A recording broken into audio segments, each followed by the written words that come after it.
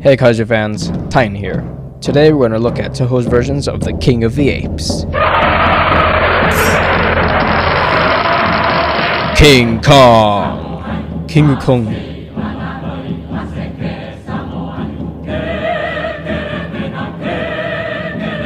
TOHO's iteration of King Kong was devised by Ichiro Honda, Shinichi Sekizawa, and Takeshi Kimura based on Marion C. Cooper's 1933 monster of the same name, and debuted in TOHO's 1962 film, King Kong vs. Godzilla. He stood 45 meters tall and weighed 20,500 metric tons, while the second TOHO Kong, appearing in 1967's King Kong Escapes, was 20 meters in height and 10,000 metric tons in weight. For comparison, the 2005 King Kong stood at 7.62 meters, and the legendary Kong, at least during the events of Kong Skull Island, stands at 31.6 meters. TOHO's Kong is bipedal with long arms. He has gray, mottled skin and dark brown hair covering most of his body except for his hands, feet, face, and pectoral muscles. He has a single set of pointed teeth and small ears. The King Kong Escapes design looks similar to the King Kong vs. Godzilla suit, the most noticeable difference being their heads. The latter suit is bigger, with a bigger mouth and eyes and a shorter neck. This Kong's arms are longer, and more hair covers the hands. Its legs are somewhat shorter, but the feet show no considerable difference. While his origin is left somewhat ambiguous, Kong was worshipped by the natives of Faroe Island, who fed him a type of berry known as ferrolactin, soma in the American version, in order to sedate him when he came to their village. In King Kong Escapes, Kong lived on Mondo Island, where he was worshipped by the islanders there as well. King Kong vs. Godzilla. In King Kong vs. Godzilla, after being incapacitated with ferrolactin juice in celebration by the natives of Faroe Island for a victory against a giant octopus, Kong was kidnapped by an expedition party sent to capture him to combat the popularity of Godzilla's most recent attack in the media. Kong was fastened to a raft and was trailed behind a boat bound for Japan, but awoke en route and escaped. After reaching Japan, Kong came across Godzilla, who attacked him, causing Kong to retreat. After their first encounter, the JSDF set up high-tension wires around Tokyo, which successfully repelled Godzilla but only made Kong stronger. Kong strode into the city, picked up a woman named Fumiko while attacking a train, and climbed up the National Diet building. Unable to fire on him without endangering Fumiko, the JSDF detonated capsules full of ferrolactin around Kong to impair him. Once he had collapsed in front of the Diet, soldiers tethered him to balloons in order to float him to Mount Fuji, where Godzilla was roaming, in the hopes that they would kill each other. They fought fiercely, but Godzilla gained the upper hand, half burying Kong under rocks and setting the forest around him ablaze. With Kong dazed and almost unconscious, Godzilla taunted Kong and prepared to walk back down the mountain.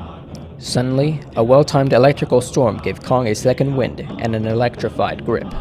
Their battle resumed, with Kong now possessing the strength necessary to fight Godzilla all the way down the mountain. After battling their way through the countryside at the foot of the mountain, demolishing a Tommy Castle along the way, the two monsters fell off a cliff and into the ocean.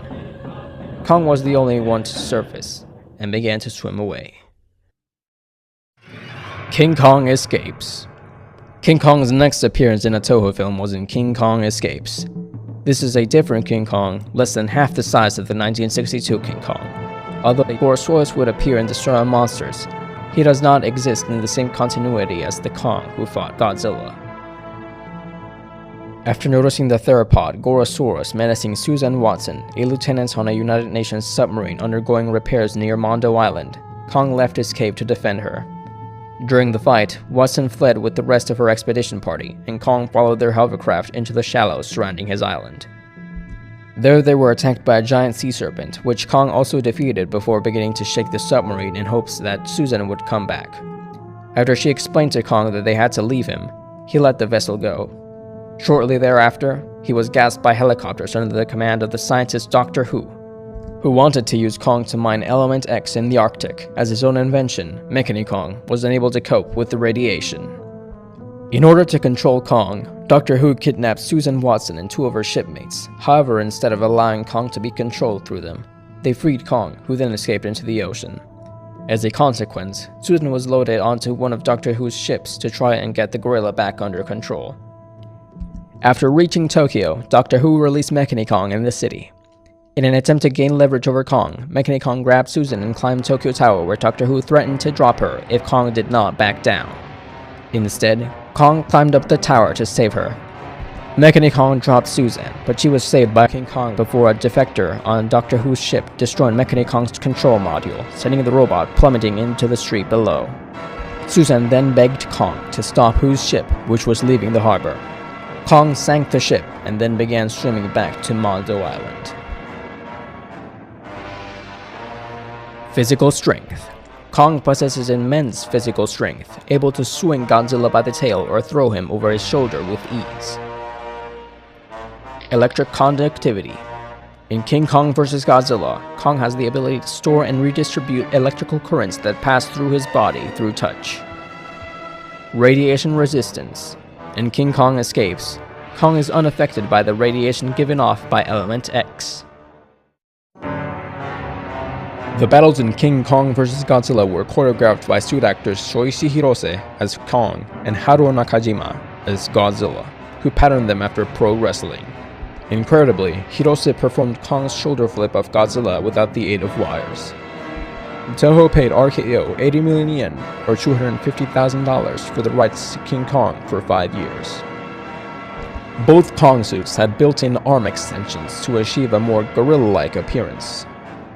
The TOHO King Kong's roars ended up being reused for multiple kaiju long after TOHO lost the rights to Kong, including King Zizar, the T-Rex from The Last Dinosaur, whose roars were also mixed with Godzilla's, Gabora from the original Ultraman, and Gudon from The Return of Ultraman. Like a number of TOHO props, the King Kong vs. Godzilla Kong suit was later reused by Tsuburaya Productions. After a facelift, it became the giant monkey kaiju Goro in an episode of Ultra Q.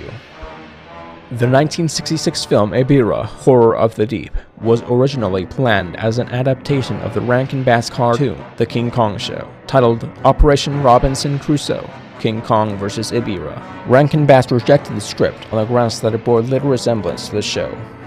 Undaunted, TOHO fitted Godzilla into Kong's role. As a result, he displays several Kong-like traits throughout the film, such as his revival by lightning and fascination with Kumi Mizuno's character, Daiyo. In TOHO's 1973 television series, Go! Green Man, the Kong suit from King Kong Escapes appeared under the name Gorilla, as TOHO no longer had the rights to the character. Gorilla was created by the demon Tonshiki to collect the blood of children to resurrect the demon king Mao.